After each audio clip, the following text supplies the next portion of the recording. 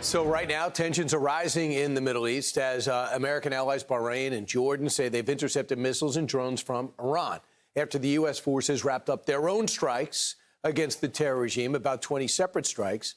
Those self-defense hits in response to the downing of an American Apache helicopter over the Strait of Hormuz by an Iranian drone. So what does this mean for peace negotiations and a deal? Retired U.S. Navy Rear Admiral Mark Montgomery joins us now. Admiral, so they take out our Apache. We hit them 20 times in separate waves, and then they responded again.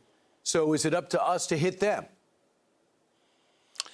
It's the president's choice here. He's done a good job doing proportionate counterstrikes, keeping CENTCOM, focused on the maritime area around Bandar Abbas, hitting sensors like radars, hitting strike points, hitting stowage points.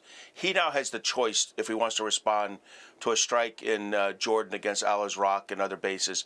If they don't damage things on our bases, I think we'll counterstrike. If they didn't, he has the luxury, like the Israelis did last weekend, of saying, okay, we got ours in, you tried to get at us, you failed, we're going to put a lid on it right there.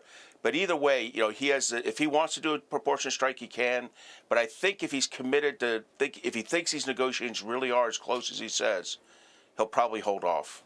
The price of oil effectively, it went up 1%. That's what the president's looking at. But in terms of hitting Iran and letting them know that we hit you with 13,000 separate strikes and it could get worse, how do we send that message and get them more sincere in the talks? Unfortunately, Brian, I think at some point this is going to probably escalate back up to a full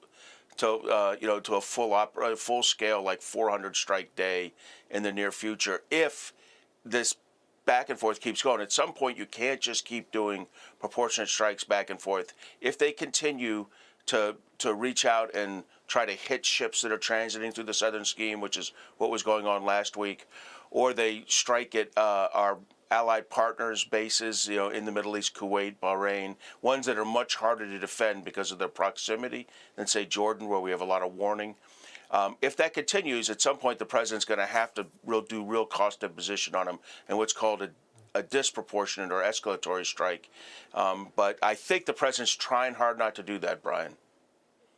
Can you give me an idea of what it would take just to open up the strait on our own? Do we need allies to help us out and sustain it? Because that's the leverage they have over us right now, because they are suffering. The blockade's effective. They're obsessed with our blockade on their blockade, because that means it's working. But if we open up the strait on our own, we would totally neutralize any leverage.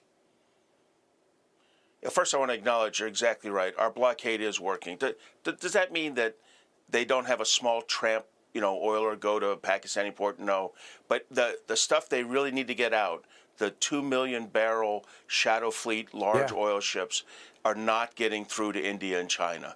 They're being blockaded by the U.S. Navy. So we are having that impact on their economy. And as to whether we could continue, whether we could simultaneously open up the southern strait, I think we could. This is the southern transit scheme closest to Oman. We're doing it with our ships already and limited numbers of a small number of other ships. But what is our risk tolerance in the U.S. Navy, going through is one level. Right now, a lot of merchant ships have a higher risk. They're unwilling to take that risk. So I think we're going to probably have to destroy more of the maritime infrastructure of the IRGC in the Bandar Abbas area in order for the merchant ship companies and the merchant ship captains to understand how safe it is to go back and forth. And there are reports that we are getting about 20 through a day. We don't want a lot of attention on it, but we're starting to open up in our own way on the Oman side. Admiral, thanks so much. Appreciate it, Admiral. Always great to see you. Be sure to like and subscribe for all the Fox News latest on YouTube and catch full shows streaming now on Fox One.